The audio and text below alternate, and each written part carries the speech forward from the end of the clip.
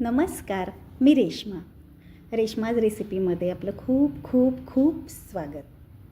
तर बघा, उपवास जेव्हा असतो तेव्हा आपल्याला तेच फराळाचे पदार्थ खाऊन कंटाळा येतो।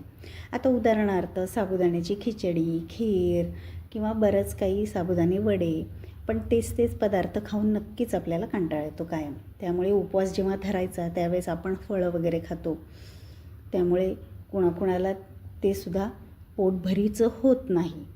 तर अशा वेळेस आपण आपण आज पदार्थ केलेला आहे बघा। तर हे आहेत वडे आणि चटणी। तर आता हे अतिशय वरून कुरकुरीत आतून सॉफ्ट, अगदी पोटभरीचा फराळ आपला हा तयार होतो। हे जर खाल्लं तर नक्कीच पोट भरलं जातं चांगलं आणि आपला उपवाससुद्धा चांगला छान होतो।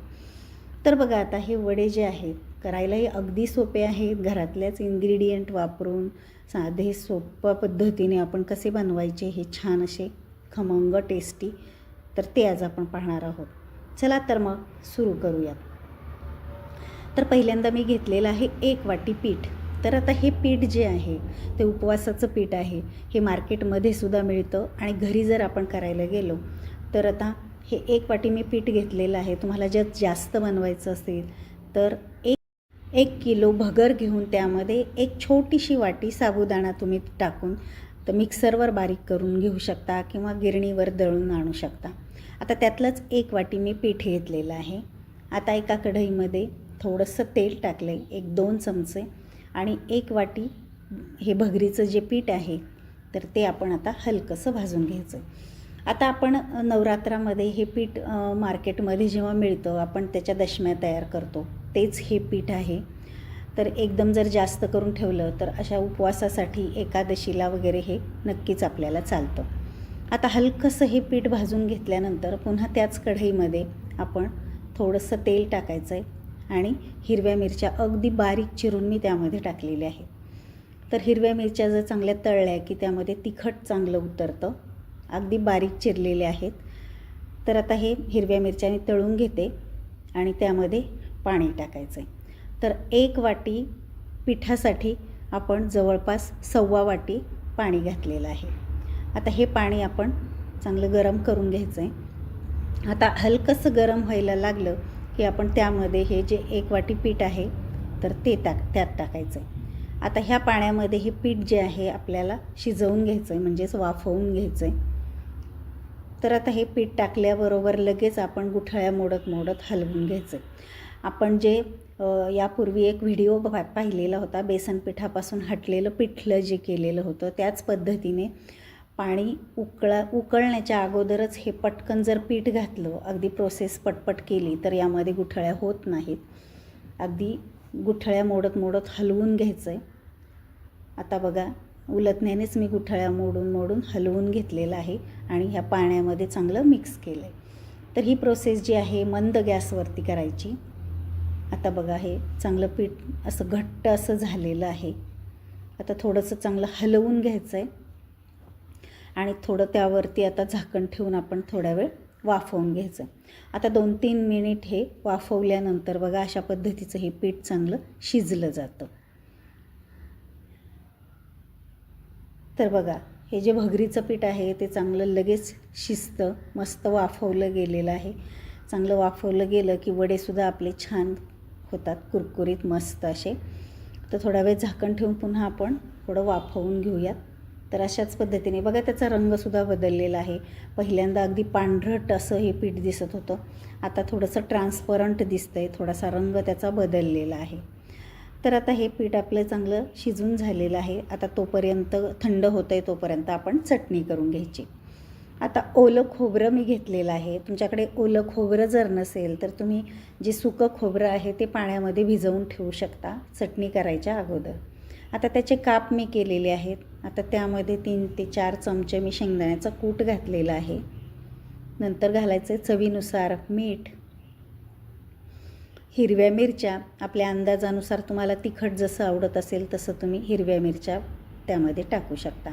आता थोडंसं पाणी टाकून आपण आता हे फिरवून घ्यायचं आहे। तर आता थोडीशी पातळसर चटणी करायची, म्हणजे ह्या वड्याबरोबर आपल्याला खायला सोपी जाते किंवा छान लागते। आता आपण हे थंड झालेलं पीठ एका मोठ्या भांड्यामध्ये काढून घ्यायचं आहे आणि त्यामध्ये आता एक एक जिन्सा घालूया.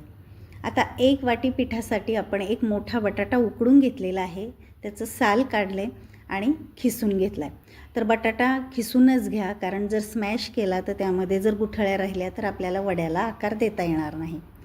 आता त्यामध्ये आपण टाकणार आहोत चवीनुसार मीठ आणि 3 ते 4 चमचे मी शेंगदाण्याचा कूट जाडसर असा त्यामध्ये टाकलेला आहे. आता हे सगळं आपण मिक्स करून घ्यायचं आहे. आता हातानेच आपण चांगलं स्मॅश करून घ्यायचं आहे, म्हणजेच आपल्या वड्याला चांगला आकार देता येईल. आता तुम्हाला जर उपवासाला कोथिंबीर चालत असेल, जिरे चालत असतील तरी तुम्ही यामध्ये घालू शकता. आमच्याकडे कोथिंबीर जिरे चालत नाहीत, त्यामुळे थोडासा मी आता बघा त्यामध्ये टाकलेले नाहीत आणि हातावरती थोडं थोडं मी तेल घेऊन किंवा थोडासा पाण्याचा हात घेऊनसुद्धा तुम्ही हे पीठ असं मळून घेऊ शकता. जर घट्ट असेल तर किंचितसं पाण्याचा हात घ्या आणि जर पातळ झालेलं असेल तर तेलाचा हात घेऊन हे चांगलं स्मॅश करून पीठ चांगलं मळून घ्यायचं आहे. अगदी मऊ करून घ्यायचं आहे, म्हणजेच आपल्याला वड्याचा चांगला आकार देता येईल. तर बघा आता हे चांगलं पीठ आपलं हे मळून झालेलं आहे. अगदी व्यवस्थित असं हे पीठ आपलं रेडी झालेलं आहे. हे पहा, अगदी स्मूथ असं हे पीठ तयार झालं आहे, म्हणजेच आपलं हे वडे जे आहेत तर व्यवस्थित आपल्याला आकार देता येईल त्याचा. तर एकीकडे आता मी गॅसवरती तेल तापायला ठेवलेलं आहे. आता आपण हे वडे तयार करून घेऊया. आता त्यातलाच एक छोटासा आपण गोळा घ्यायचा आहे हातावरती, हाताला तेल लावून घ्यायचं आहे. अगदी छोटासा गोळा घ्यायचा आहे. व्यवस्थित हातावरती आपण चांगलं मळून घ्यायचं आहे. गोल करून हातावर असं दाबून घ्यायचं आहे आणि मध्ये चांगलं होल पाडून घ्यायचं आहे. आपण बालुशाही वगैरे करतो त्याच पद्धतीने किंवा मेदू वडे करतो तसंच हे छान असं हे वड्याला आकार द्यायचा आहे. तर असेच आता सगळे आपण हे जे वडे आहेत तर ते करून घेऊयात. तर अगदी सोप्या पद्धतीचे हे वडे आहेत आणि खायलासुद्धा अतिशय टेस्टी लागतात. वरून कुरकुरीत, आतून सॉफ्ट असे आणि पोटभरीचा फराळसुद्धा होतो. तीच खिचडी खाऊन आपल्याला कंटाळा आलेला असतो. हे जरासं वेगळं काही फराळ आपण जर खाल्ला तर उपवासालाही आपल्याला त्रास होत नाही. तर बघा आता अशा पद्धतीने आपण वडे तयार करून घेतलेले आहेत. आता गॅसवरती मी तेल तापायला ठेवले आणि तेल चांगलं तापलं की त्यामध्ये आता एक एक करून आपण हे वडे त्यामध्ये टाकायचे. आता ही जी प्रोसेस आहे ती मीडियम गॅसवर करायची, कारण व्यवस्थित दोन्ही साईडनी मस्त असे गोल्डन ब्राऊन रंगवर येईपर्यंत आपल्याला तळायचे. कारण वरून कुरकुरीत होतात, आतून सॉफ्ट होतात, पण आतून कच्चे राहिले नाही पाहिजेत अशा पद्धतीने तळायचे. आणि आता महत्त्वाची टिप्स म्हणजे आपण कढईत जेवढं तेल टाकले त्याच्या अंदाजानुसार वडे त्यामध्ये सोडायचे. अगदी जास्त दाटीसुद्धा करायचे नाही, थोडे थोडे करून मोकळे व्यवस्थित असे आपल्याला तळता येतील अशाच पद्धतीने वडे त्यामध्ये टाकायचे.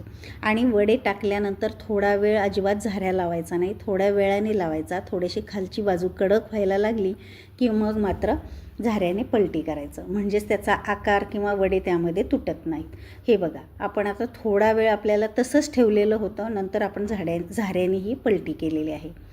आता बघा हळूहळू रंगही त्याचा बदलायला लागलेला आहे. आता आपण अगदी गोल्डन ब्राऊन रंग येईपर्यंत आपण मीडियम गॅसवरती तळून घ्यायचे.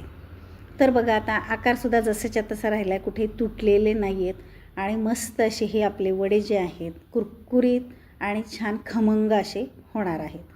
तर मीडियम गॅसवरच हे तळा. तर बघा आता मी तेलाच्या अंदाजानुसार 4 वडे त्यामध्ये सोडलेले आहेत. हे पहा, अतिशय मस्त असे हे वडे आपले तळले गेलेले आहेत. आणि नंतर काढल्यानंतर तेलातून बाहेर काढल्यानंतर सुद्धा तळण्याची प्रोसेस चालू असते, त्यामुळे अजूनही त्याचा रंग थोडासा अजून डार्क होणार आहे. असेच आपण सगळे वडे तळून घेऊयात. तर बघा कसे मस्त असे हे वडे दिसतात आहेत. आता या वड्यांसोबत आपण दही पण घेऊ शकतो, चटणी करू शकतो किंवा शेंगदाण्याची आमटीसुद्धा करू शकतो. त्याबरोबर अतिशय छान असे हे वडे लागतात. तर बघा आता तुम्हाला मी एक मोडून दाखवते. वरून अगदी कुरकुरीत, आतून सॉफ्ट असे हे वडे तयार होतात. तर मस्त असे हे जे वडे आणि चटणी असा फराळ जर आपण केला तर अतिशय पोटभरीचा सुद्धा होतो आणि टेस्टीसुद्धा होतो. तर हा व्हिडिओ तुम्हाला कसा वाटला मला कमेंट करून पण सांगा. आणि आवडला असेल तर आपल्या चॅनलला लाईक, शेअर आणि सबस्क्राईब करा. कारण सबस्क्राईब केल्यानंतर आपले जे व्हिडिओ अपलोड होतात त्याचं नोटिफिकेशन तुम्हाला येईल आणि सगळ्यात पहिल्यांदा तुम्हाला आपले व्हिडिओ पाहायला मिळतील. चला तर मग भेटूयात अशा छान छान नवनवीन रेसिपींच्या व्हिडिओमध्ये. तोपर्यंत बाय बाय, टेक केअर.